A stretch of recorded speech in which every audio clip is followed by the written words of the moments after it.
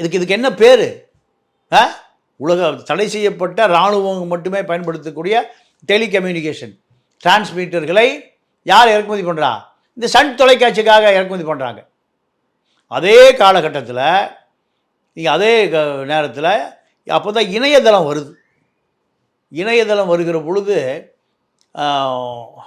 சகோதரர் தயாநிதி மாற துறை அமைச்சராயிட்டார். துறை அமைச்சரான பிறகு 500 தொலைபேசி இணைப்புகளை சொன்ன ஒரு எக்ஸ்சேஞ்ச், அரசாங்கத்தினுடைய இணைப்பு, தொலை தொடர்பு துறை இணைப்பு, டிரான்ஸ்மிட்டர்கள், இன்னும் சொல்லப்போனால் இன்டர்நெட் வசதி எல்லாம் அரசாங்கத்திடமிருந்து திருடி சொந்த இடத்துல ஒரு 500 கனெக்ஷன் கொடுக்கப்படுகிறது. அதுக்கெல்லாம் காசே இல்லை. இந்த வழக்கு நடந்தது, கலாநிதி மாறன் மீது நடந்தது.